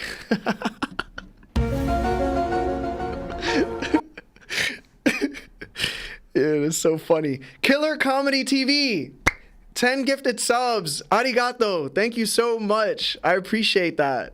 And then $2 from Strod says, Lur keeping Seb's spirit with us via Fishman hate. That was for my _ʍ𝐼 smells bad comment. Listen, bro, he does smell bad. He's a fish, bro. Like, you're gonna be upset if you smell some sardines while getting food. Caleb Brown with the 1 month to Nakama. Thank you so much. He says, Larry, why do you think Blackbeard is keeping Moria alive? I don't know. I think Blackbeard is not a wasteful person. I think anytime he sees something that he can possibly gain, he won't waste it. Like, he's just not going to eliminate anybody at the expense of just eliminating them. Like, he needs a solid reason as to why he wouldn't benefit from eliminating, like, why he would wouldn't benefit from keeping them alive in order to do so. So, I don't know. I really don't know. Also, Moria needs to man up, bro. Anyway, that looks like that's all the super chats for now. Steve, let's put back up the number and start taking calls again.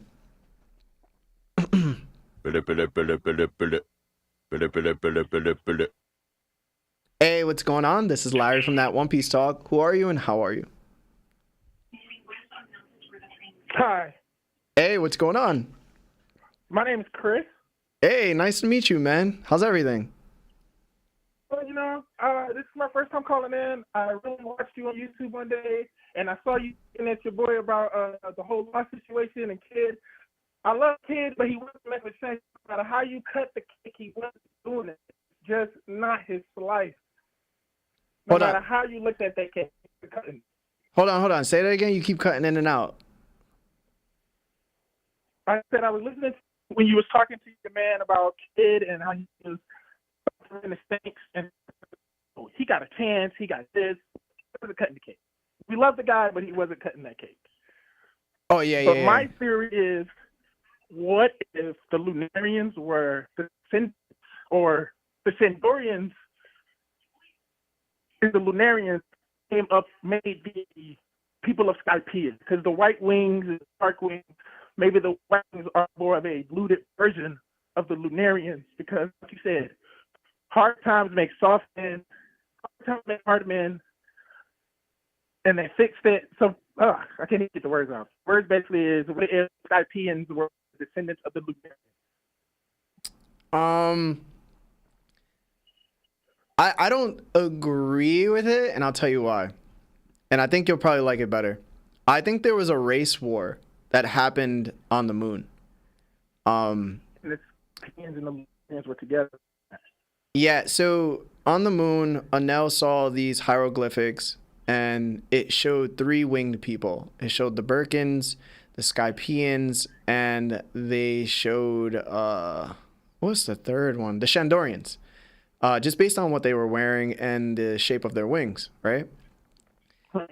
So the only people that weren't shown there were the Lunarians. Now, it could mean that the Lunarians were already on the Blue Sea, living on the Red Line where 𝗵𝐻𝐻𝐼 is currently at, right? Like, it could mean that. But we've known that racism does exist for people such as, like, the fishermen, just because they look different, even though they're, like, kind of humanoid.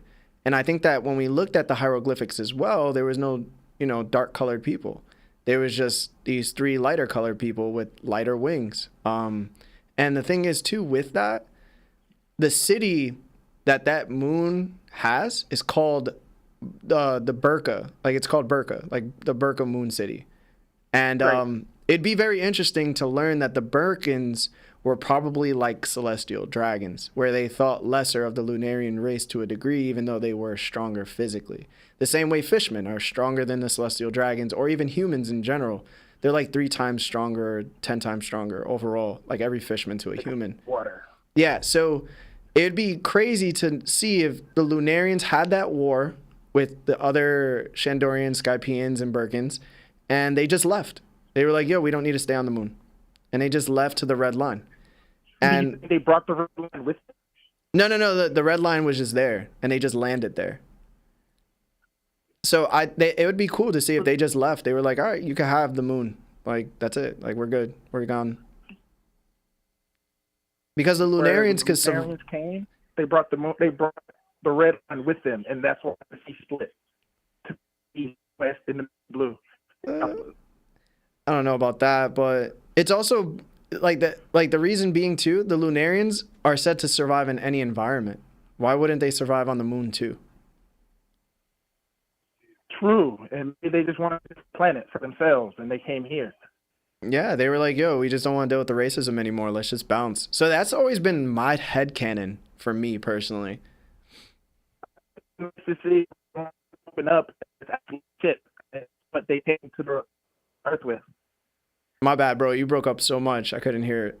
I think it'll be nice that if Luffy finds the One Piece, find out the red line isn't what they think it is. It's actually a ship. And that's how the here. You said the red line is a ship? Yeah. People think that the line is a rock. That's the concept of it. But Oda is known for like throwing you something and you sit next to see. So what if you're looking at the red? Oh, it's a big land mass. It has to be a land mass. But all the Yeah, my bad, bro. You're just breaking up so much, and I can't hear anything you're saying. I apologize. Yeah, you just cut completely out now. Hey, listen, I appreciate the call, man. Thank you for calling. Thank you for finding us on YouTube as well. I'm so sorry that you keep cutting in and out.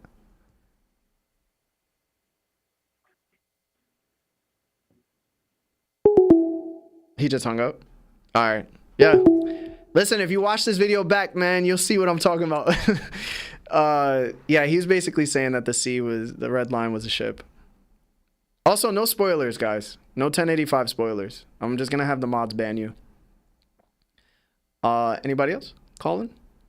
Yeah, guys, if you want to call up, the phone number's up top.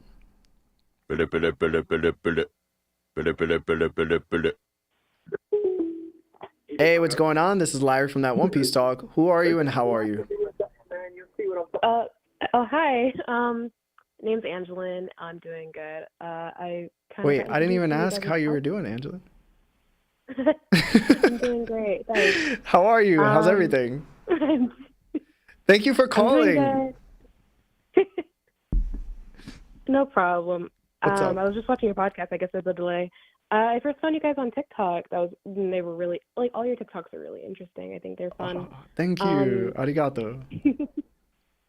I'm up to the point of Wano, like as they're in the Oni Island. That's where I'm at the moment. Mm-hmm.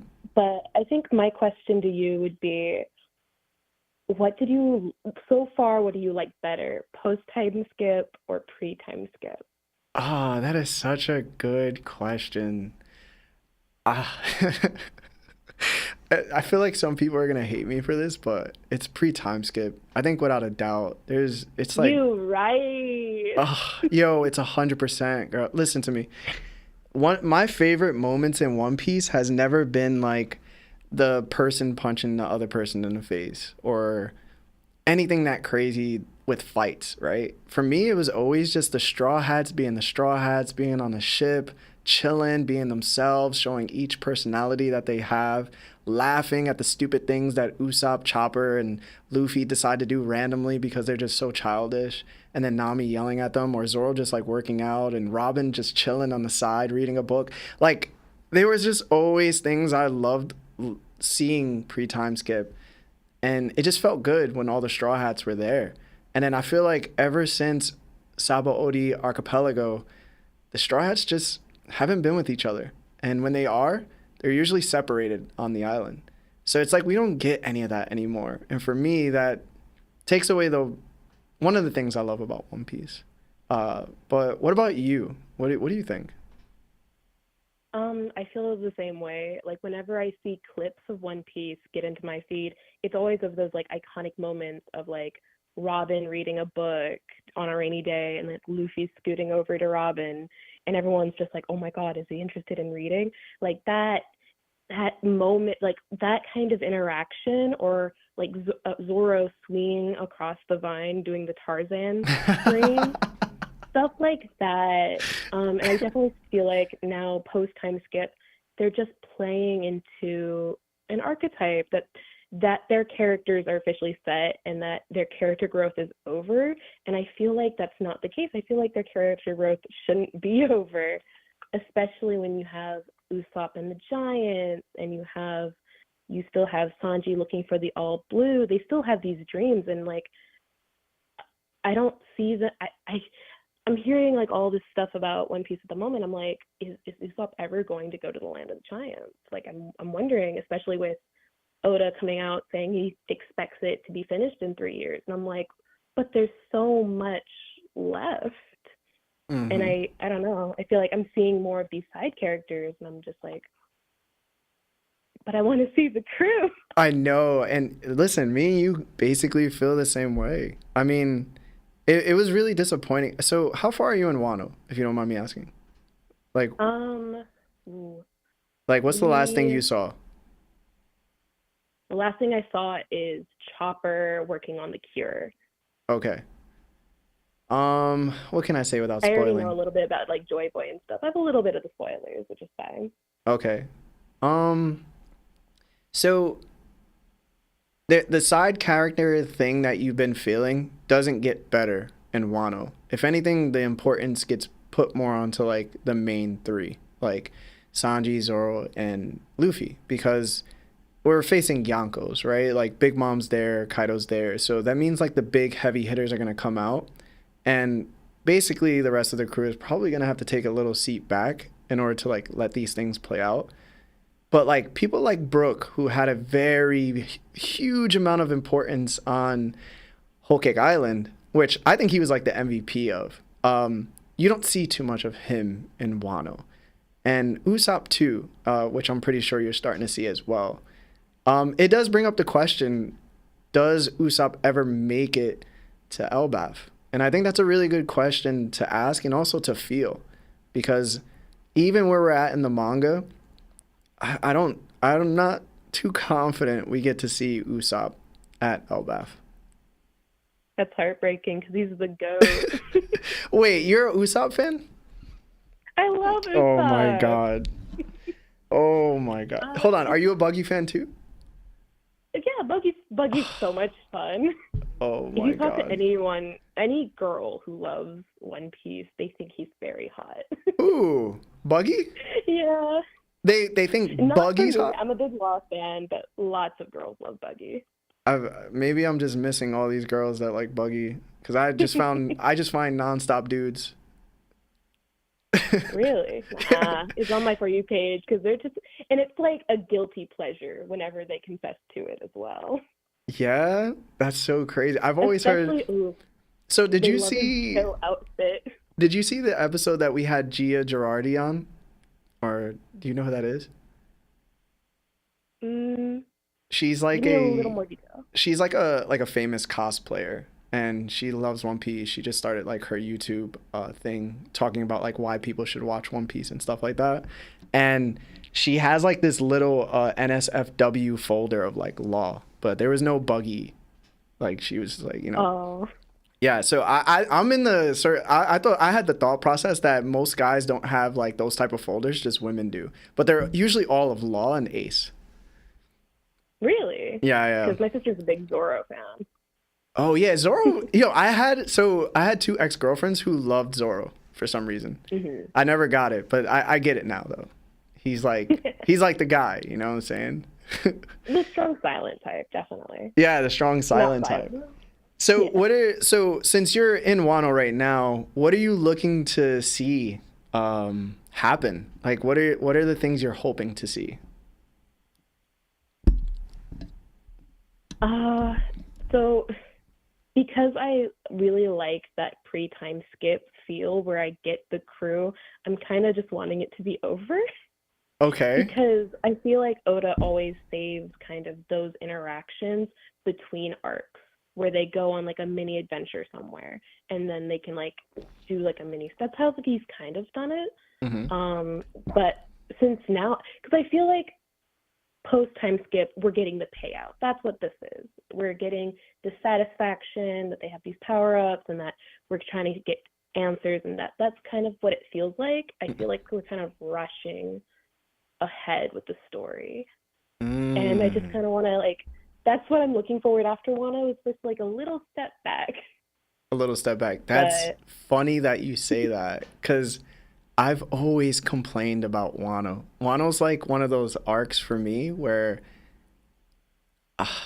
there's a lot of good, but there's a ton of bad. And the bad sometimes gets overshadowed because everybody's like used to like the fireworks and everything that's happening around them. So it's very interesting you said that, and you haven't even gone through completely of what Wano is. And I'm just gonna say that's very interesting. So, but who's your favorite character? Your favorite character? Yeah. Robin, hands down. Robin, hands down. I love Robin. It's definitely because that story of One Piece definitely pinned me down, which was Water 7, with the Going Merry, with Robin, and like the tear jerking of her wanting to, I guess, pursue her dream, because that's what it's all about, right? It's pursuing your dreams. Yeah. For everybody, and then you get to see Usopp's there, and his character growth, all that stuff. But I think Robin, one, she's hot. we always got that. Yeah. And two, she's fun. She's interesting. She's had this whole thing with the revolutionaries that she's kind of just keeping to herself, and she's just going along with the ride. And I'm just like, how much do you actually know, Robin? So I have a question for you. So sorry to keep you, but like I barely speak to females like on the show. So no worries. So you remember that Robin went to Alabasta, right? And she read the poneglyph. Do you think when she said that, when that poneglyph was read out loud and she spoke to Neptune and said that the poneglyph on Alabasta pointed her to Skypiea, I think. Was it Skypiea, or did Skypiea point them down to Fishman Island? I don't think she's ever said what was on Alabasta's poneglyph, right? Like, am I missing it? I thought it was the destruction cannon thingy. Oh, Pluton. I forgot what it was called. Pluton. Yeah, Pluton, yeah. Do you think that was the only thing that was said? Do you think there was more that she read on the Void Century?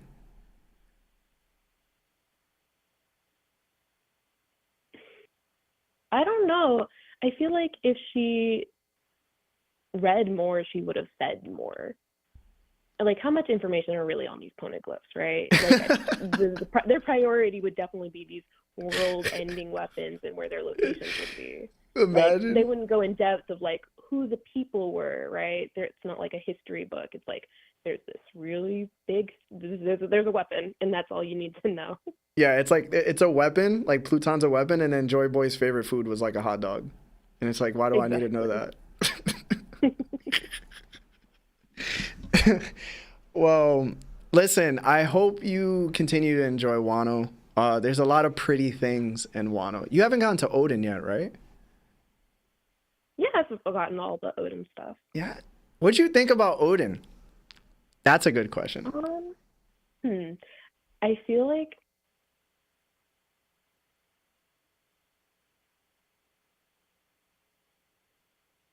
that's really hard.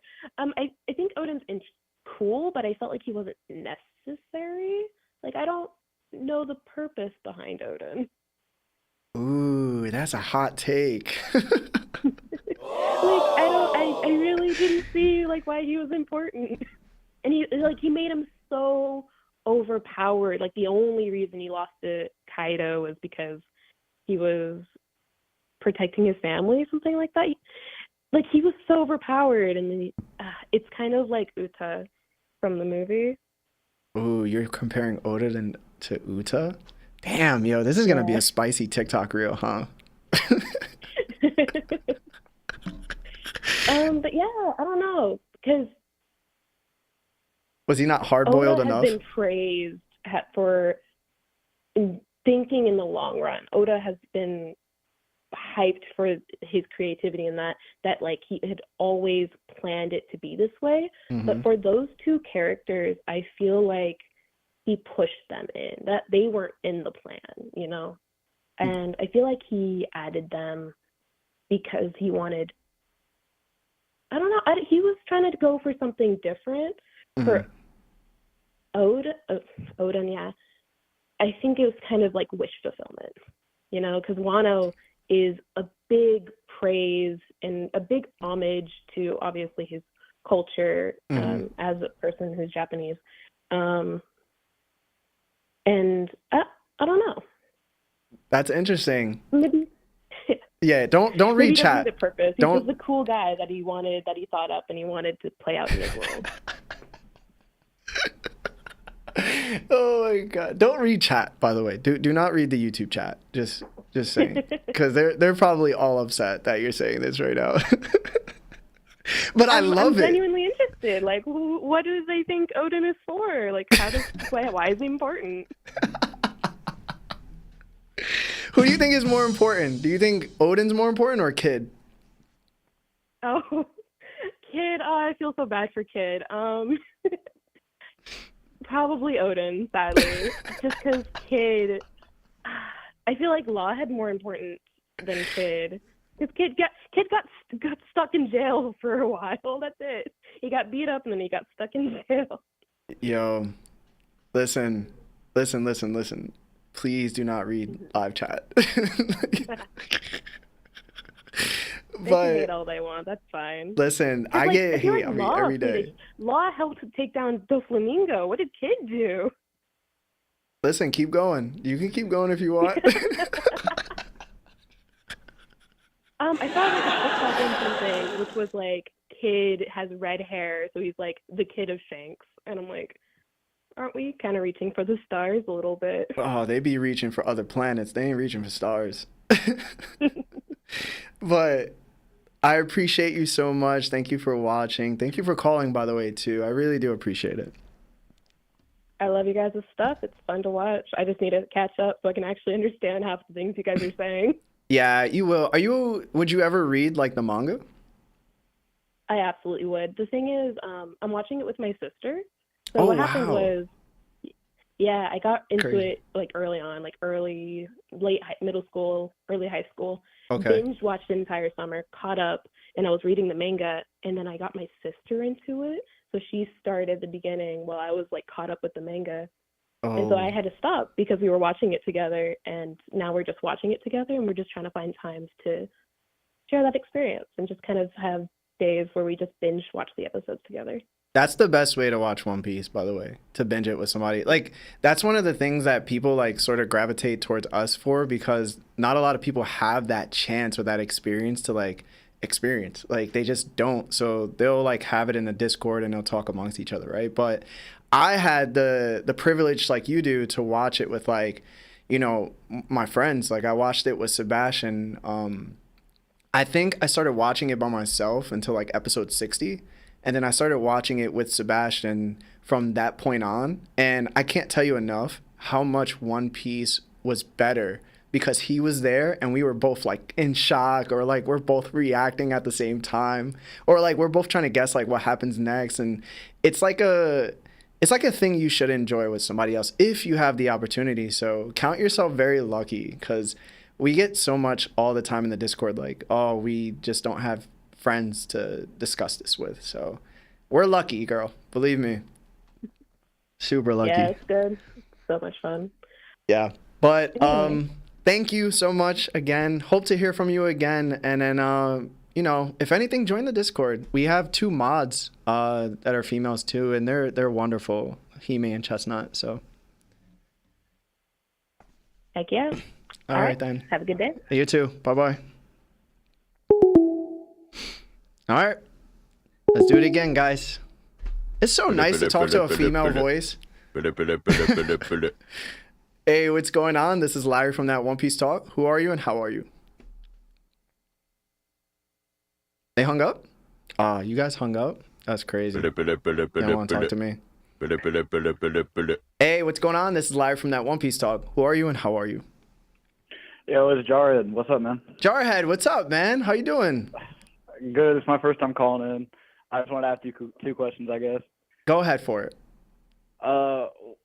So I got into you guys from seeing Garp was on Fraud Watch, and I was so angry about it that I just immediately joined the Discord, hopped in the community.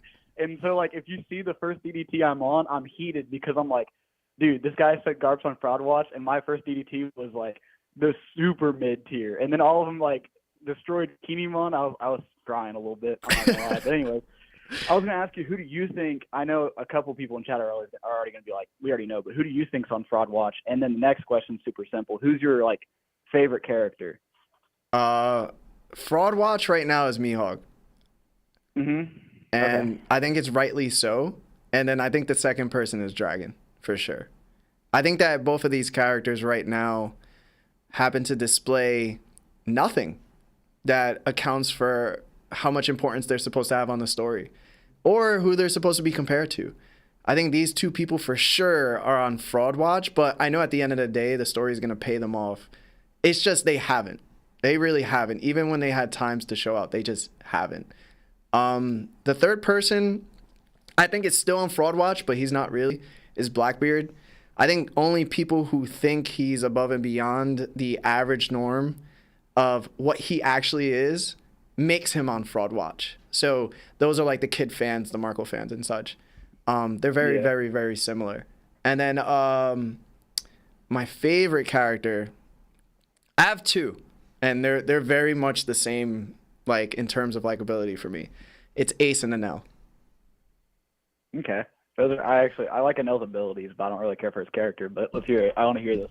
Yeah, so Ace is just basically me. I've mentioned this before. Yeah, I was hearing that in the stream. Yeah, I love fire. I usually have my shirt off too, and I just be, I'm like, I basically I do everything that he does. And then it turns out that Enel also has his shirt off, but Enel has like that I wouldn't say I have a god complex, but I would say that I'm very confident the same way he was confident. It's just he was overly confident because he was ignorant, and I got knowledge. So, both of these characters just emulate something incredible as characters, where Enel was very,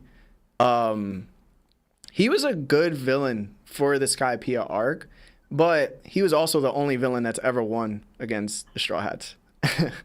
And then Ace, I think Ace's character just feeling like, what's the reason for him living and trying to find that. I think everybody in human history has always needed a dream or a reason to keep living or a reason to feel like their life was worth it. I think once we, not enough people talk about that part about Ace because they like to make fun of him for the donut that he received. But ultimately, his character was a very tragic character. His character is more tragic than probably a lot of people in One Piece. And that's the ultimate question that everybody can relate to. Was my life worth living? And I think at the end of our lifetimes, we're all going to ask each other that question too. So it'll be interesting. But what about you? What's your favorite character? Oh, I'm so happy that you asked me this.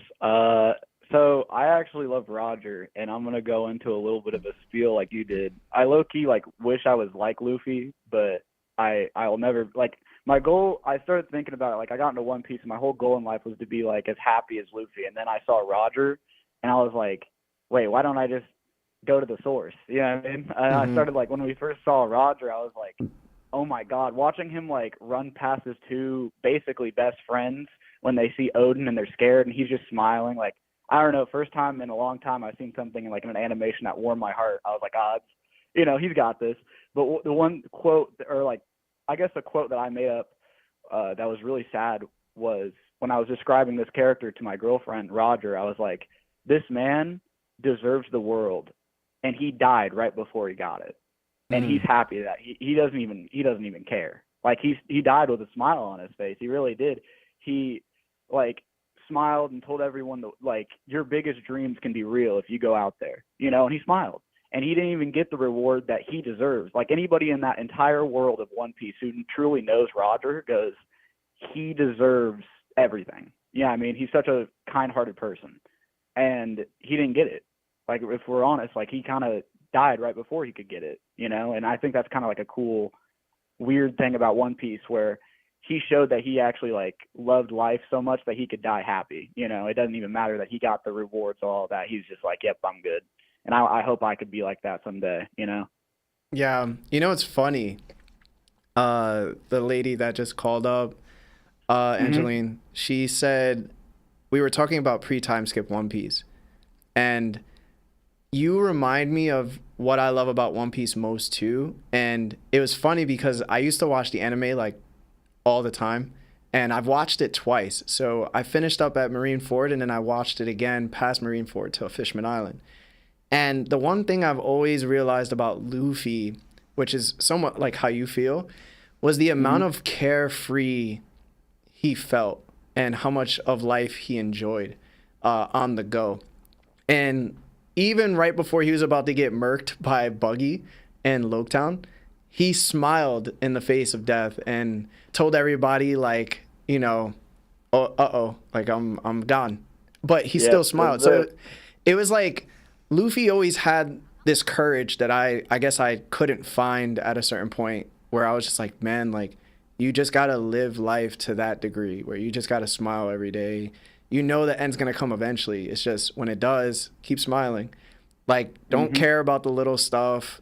You know, the big stuff are going to happen. Life's a roller coaster, and you just got to figure out, like, how to just pass through it and just still keep that smile on.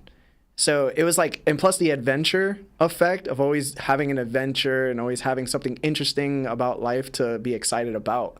And that's what, like, Luffy was too. And it seems like Roger was like that a lot. But I will tell you this.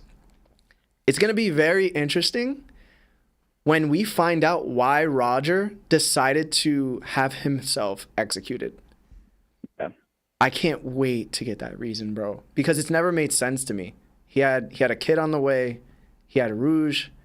He was in love. He had the crew he always wanted. And he still said, you know what? I'm just going to give it all up and announce the One Piece is real. Like, I don't know if that's the exact reason he did it. I got an idea. Oh, speak your idea. What is it? I don't know. I just kind of feel I sound cringe because I say I want to be like him. But if I was him, I kind of look at the table and I go, I went to where I needed to go. I discovered everything. And let's be honest, Roger knows he's not really Joy Boy, you know? And like that, like in my canon of Roger, he had a little moment where he had a little cry. He knew he wasn't like the guy who could, even though he wanted to be. You know, he knew his time wasn't there, like, and it was really sad. But you know what he could do, though? He could go out with a bang, maybe, and I don't know if this is fully true because, I mean, Rayleigh's crazy. You know, all of them are crazy. But saving his crew by getting kind of the Marines off them by saying, I'll turn myself in, leave my crew alone, leave my family alone. Then he goes, also, let me be publicly executed. So then he could tell the world about, you know, their dreams aren't a lie. So that's like the biggest thing. And I mean, like, everyone always jokes about Whitebeard, but that's the biggest turn in history in One Piece is when he said the One Piece is real, you know? Yeah. Stuff like that, you know? I think he did that for, it sounds horrible, but like he knew he would, it doesn't matter if he even lived his full life. Like he's like, his death is the inspiration, kind of like when you're talking about Ace's death. Like if without Ace's death, I don't think we would have Luffy the way he is now, you know? Oh, and like, it sucks, but I think it was a needed thing. And I think he, in some weird, like, if you want to go really cool about it, maybe he had some extreme future sight and he goes, maybe this is what the world needs. Like, I just need to die, you know? Yeah, the only problem I would have with that, to be honest, it would follow the bad dad. It'd be the bad dad trend, the bad dad trend. Like, I can't have him being like, yo, let me give the world this special treasure, but not my son, who clearly might need me. True. I'm I telling always kind you, of feel bro. weird about him and his son. I don't know why they always give them bad dads. I don't know. Maybe he does have a better reason. Listen, but that's like my theory. Roger seemed like he would have been a good dad, bro. Because he even spoke about Ace finding the One Piece. Like, he was like, yo, my son, is going to be the best dude ever. Yo, watch. And they were like, all right, let's watch. And then, Rayleigh's like, your son's getting executed, but I'm not going to do anything except sit on this island. So I really don't know, you know what I'm saying? Like, we're just going to have to find out. But I hope that Oda does give us some insight into Roger's state of mind. Like, he shows us with Rouge being pregnant or finding out that she's pregnant. And then he's like, yo, I have to decide on what I want to do. Either it be like in like an OVA or like in a movie, like a short snippet or something like that. Like, just let us get into the mind of Roger, because I think anytime Roger is in the show immediately goes from like an 8 to a 12 out of 10.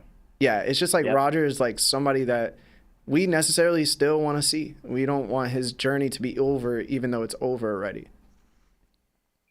That's like I love that so much, because like it's like I said, Roger kind of knows he isn't Joy Boy, but to us he low-key is Joy Boy. Like anytime we see him, we freak out, dude. He's like one of the best characters. Yeah, I love him, man. Well, did you hear my Joy Boy candidates theory or no? Like, I gotta listen to that. I love that idea. I had that kind of same idea for my girlfriend. I was telling her about that, and I was like, I think there are like candidates, and some of them can make it, and some of them can't. All right, so I'll tell you that I have a personal channel called Ayo Larry. It's called the Joy Boy Theory, and basically I stated that there's 2 Joy Boys throughout history at all times. And then I linked up with Parvision to help me out with something, and then we ended up discussing how many of these candidates there might have been for the Joy Boy of the Dawn and the Joy Boy of the Dusk, and who qualified for each one. And you'll probably like it. I'll probably have one of the mods send it into the live chat on YouTube, but it's a damn good theory, if I may say so myself. So, can I squeeze in 2 things real quick? Before I don't want to take up your time. No. Go ahead, man. I just wanted to say my fraud watches, because I think you'll like this. Yeah. Like I said, I have not watched much of you guys, but I'm trying to like hop in every DDT, as you can see.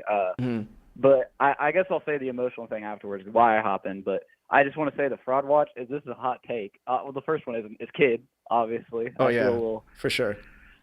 I don't know. I talk about it a lot. I'm sorry, Finn. He's going to be mad at me for saying this, but I still think he's, I feel a little bit weird about his writing, and I feel a little bit weird about his character. We'll settle that towards the end of the story. But this is a big hot take. I think Law a little bit. What? Just a little bit. Like, people, like, I guess it's because I think people overhype him. I think he's strong and he's powerful and he's, like, advanced the show, but right now, he kind of just like, I feel like he should be way more powerful than what he is, but I feel like maybe his emotions with his past and stuff is still affecting him with his like self-esteem. It feels like he's still not like using his full, like, I don't think he should have lost to Blackbeard. He's too intelligent to me. Like, you know what I mean? His intelligence is crazy. So I just think, I don't know. I think it's kind of weird. I don't know the whole story of Blackbeard either, though, because I'm still anime, but that's what I've been hearing, and I think Law is cool, but I don't think he's as powerful as everyone, as everyone says he is, because everyone's like, oh, he's way better than Kid, and I'm like, I think they're about equal, and everyone thinks I'm crazy for saying that. But, I mean, it'd be kind of cool if maybe they teamed up because they both got wiped. You know what I mean? Who knows? I think you need to wait on Law. Law is very intelligent. He has like a top 5 Devil Fruit in the game. His Devil Fruit allows him not to have the need of hockey to a degree. And what I mean by that is, like, he doesn't need Rio because his ability can do certain things that Rio does, like Gamma Knife. You remember when he hit like Doflamingo with it? Doflamingo couldn't move after that happened. You know what I'm saying? And also he can like teleport and he can change matter at will. He's smart, man. Listen, like his ability, he can even switch personalities. You know what I'm saying? Like that's something that hockey would never be able to do to a certain degree that his abilities can. So I would say that he is very Devil Fruit dependent, but for his Devil Fruit, it's okay.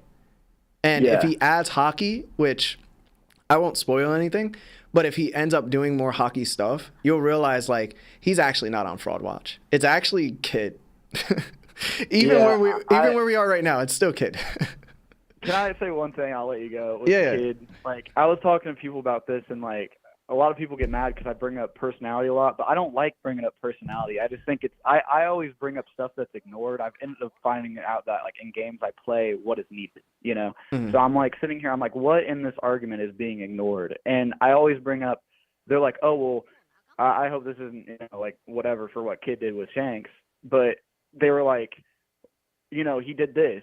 And I'm like, okay, well, maybe he shouldn't have, like, maybe, I know this sounds crazy because he's a hardhead, but maybe he should have changed his mind instead of dying, Like, I don't know. It could be crazy. And then I was like, maybe he should research. And they're like, kid ain't that type of person. I said, okay, then I'm sorry. I hate to say it, then die. That's how the C's work. Like, you look at all these other people and they read the newspaper about what's going on. And if you think you can pull up on, you know, you couldn't pull up by yourself against Kaido. You couldn't pull up by yourself against Big Mom, which is fine. That's fine. But what makes you think you can do that now? You know what I mean? So I don't know. Somebody said it was the writing, and maybe it is, but I think it's him doing that on purpose to be like, see, this is what happens when you're too hard-headed and you don't think straight, you know? I want to agree, but I don't think it was the writing for Kid. Mm-hmm. I just think that a lot of people use narration of being a rival to Luffy to push their agendas of why Kid was much more important than he actually was. So when we look at it from the general aspect, he was never going to make it far because Haki was needed. So anytime you're too Devil Fruit dependent, and this was proven with Ace, my favorite character, you're never going to go far in the seas. You need to have some Haki feats to a degree in order to compete with the best of the best. So anytime you verse like a person like Shanks or like Garp or like Luffy right now, and you're solely dependent on your Devil Fruit or Devil Fruits, you're always going to get bodied regardless. And that was proven even with Law's Devil Fruit. Even Law's Devil Fruit being a top 5 Devil Fruit, he couldn't do certain things to Kaido. He couldn't like move Kaido or move like shambles Kaido or Big Mom because their Haki was too strong.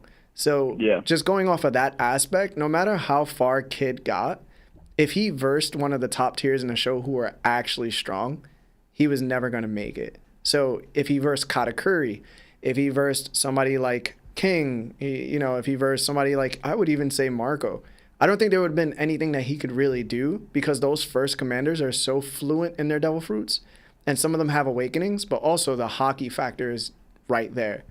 So he was kind of like wasted of having this conqueror's Haki because he just couldn't use it. Yeah, I agree with that. Yeah. So, and I'll say this to Dip real quick because I know I've taken up a lot of time. For the first time in my entire life, I joined the DDT, and like a bunch of bad stuff was happening in my life, like horrible, like crazy, like life-changing stuff in literally one day. And I never been able to like distract myself, but I joined the DDT, and for the first time ever, I completely forgot where I was, like for the first time ever. So I just wanted to, if you can, show that to the rest of the crew because I appreciate what you guys do for this. Oh man, that really melts my heart, man. Thank you so much. And I'm glad that we could provide that for you. And I know that if Sebastian was here, because it is Sebastian's thing, that would mean the world to him. So from him to me, I would say thank you. Like he would say thank you too for just joining. Yeah, I really appreciate it because like I like you guys said earlier, I don't really have anybody to talk to. I'm trying to get my girlfriend into it, but she's got pants in the relationship right now, so she makes all the money. But I just be funny, and I just appreciate it because sometimes I do gotta put some stress on my shoulders, and I didn't know how to deal with it. I was just like, I guess I'll just sit here, and I saw you guys. I was like, I'll join, and I just I even stayed after and like till like 6 hours it felt like, and I was like, I guess I go to bed. I didn't even, it felt like a kid playing Black Ops Zombies again.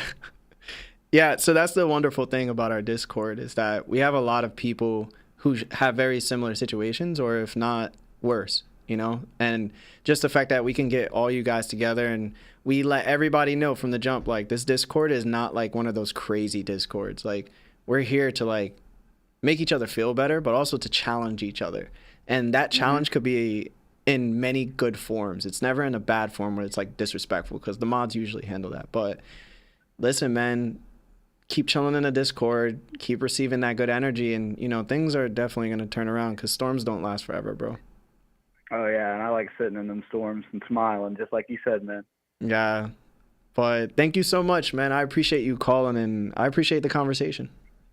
No, I appreciate you, man. I appreciate all you guys do, you know what I mean? But yeah, I'll let you go. I'll go back to sitting in the chat, and you'll see me in Discord, and you might see me in the DDT again. All right. Hopefully we see you in the DDT. So. Well, I'm always in the DDT. I'm saying about you. Sometimes you're busy. I see you going sometimes. Yeah. But when you're in there, you change the tides every time. I'm like, God, man. Because I'm that guy, bro. It's like you pull up. You're like Shanks sometimes. They're like, yeah, we're done with this. I'm like, okay. All right. I didn't want to. Listen, man, when you're dealing with Seb all day and he's just constantly contradicting himself, I have to come in, bro. So. I get you. But all right, I'll see you later, man. All right, hey, man. Shaq, keep it for real. Yeah, have a good night, man. You too, man. See ya. All right, see ya. Guys, we're going to take one more call, and then I think we could probably take 2 more calls. Oh, Strod, thank you for the gifted memberships. Arigato.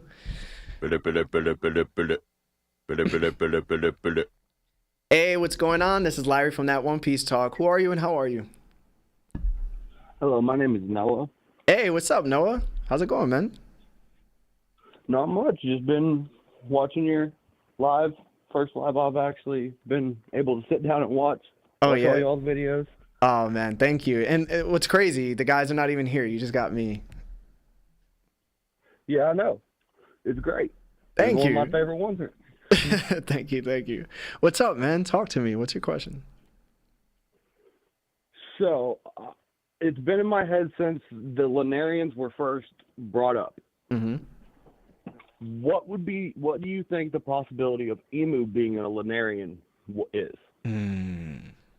You know what? You know what's crazy? I had a theory on my personal channel that said that Emu might be a Birkin.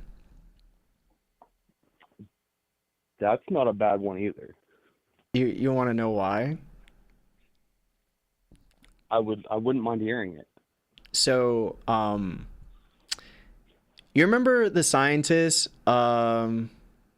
What's this guy's name? I forgot his name. Fuck. It's the guy with that Nami went to go see on Weathria. Yeah. Herodes? I know who you're talking about. Okay. Yeah. He's a Birkin. They created an artificial island with the weather ball under it. So the weather balls are something that they grow in crops as well, and it helps things rain. So they know basically anything about weather, right? Then we saw Enel. Yeah. Enel is also a Birkin, and he came from Burka, the city of Burka, not on the moon, but another sky island. He destroyed it, but he had the common knowledge of doing things with weather, like creating the ship, which is funny enough, the Noah ship. And he created the ball, that huge atomic bomb, Ryugo, and he was about to send it through Skypiea and did so. And then he created an even bigger one, but Luffy messed it up, right? But it looked like a weather ball. Like it looked like a legit weather ball, the Ryugo. Now, when we look at Emu and we saw him cross off Lelouchia, and then we saw Lelouchia have this cloud-like thing hover over the city, and then it just rained down, I thought immediately it was a weather ball.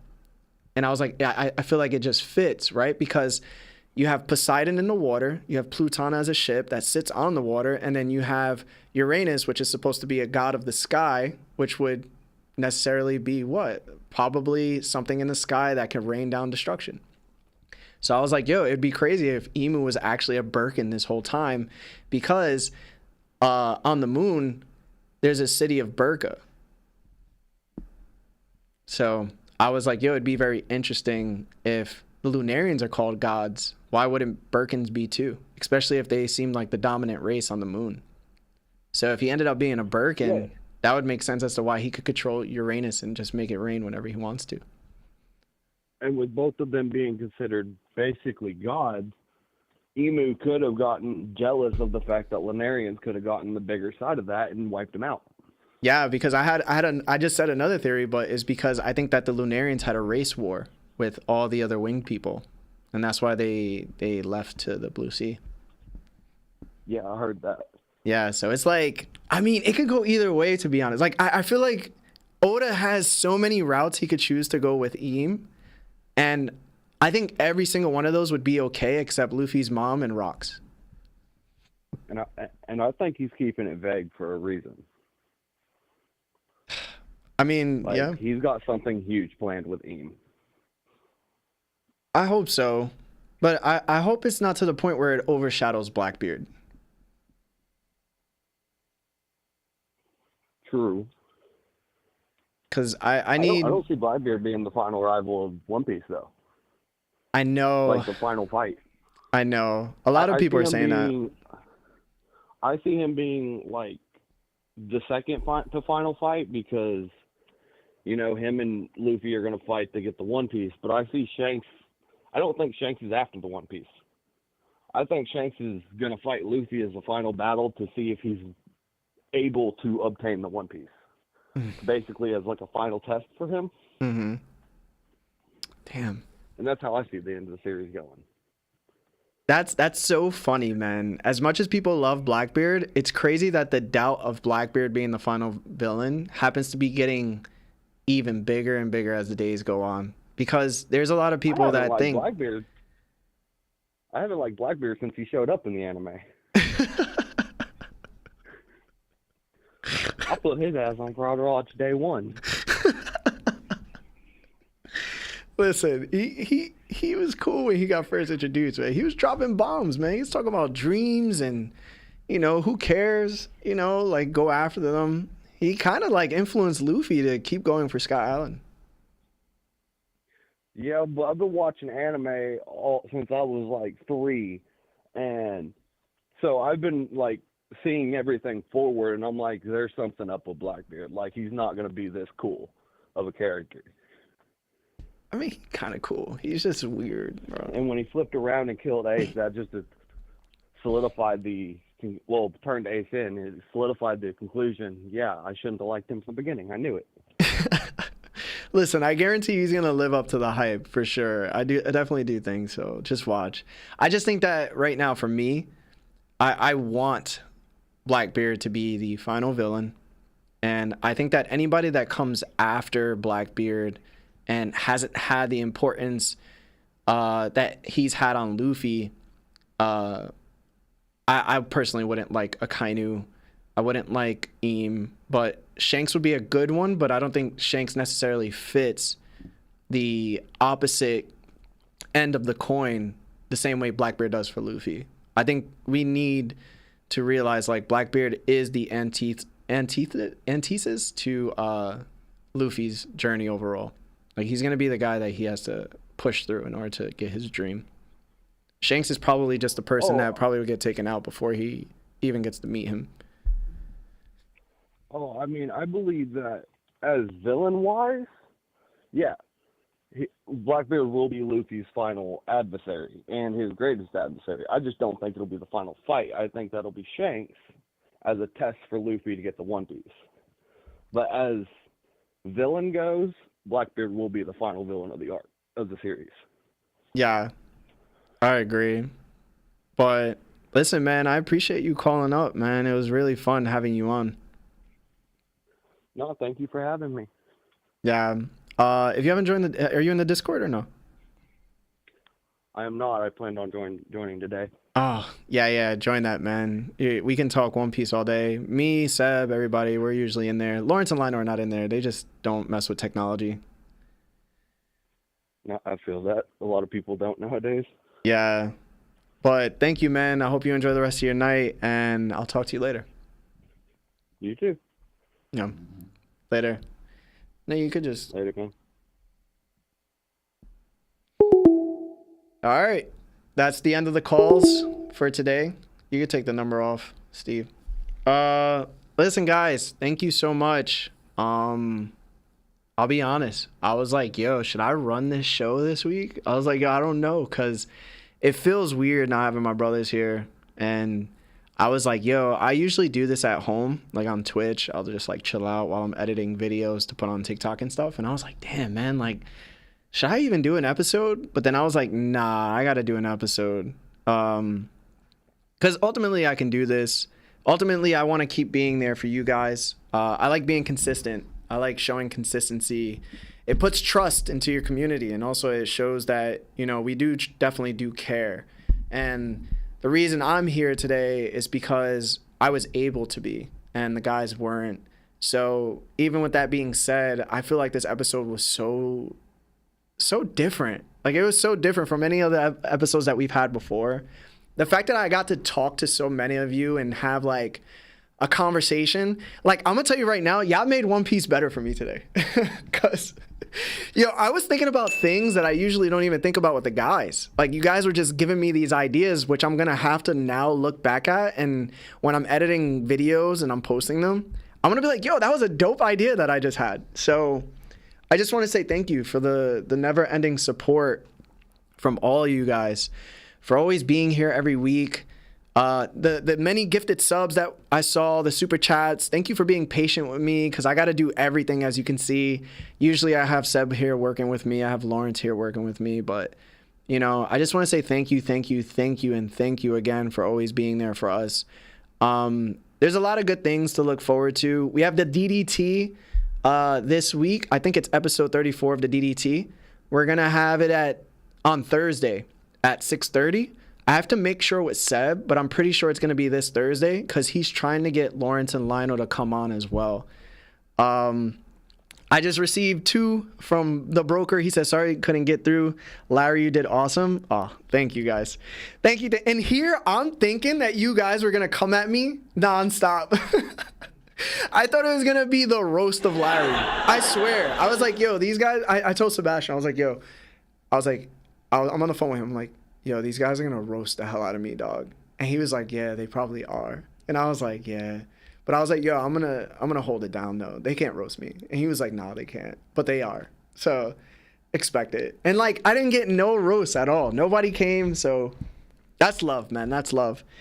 But thank you, guys. Much love. I hope you have a very, very successful day or night. And I will definitely see you on the DDT on Thursday, because I'll definitely be there. So anyway, this is that One Piece Talk. My name is Larry. Lawrence, Lionel, Seb, Jana.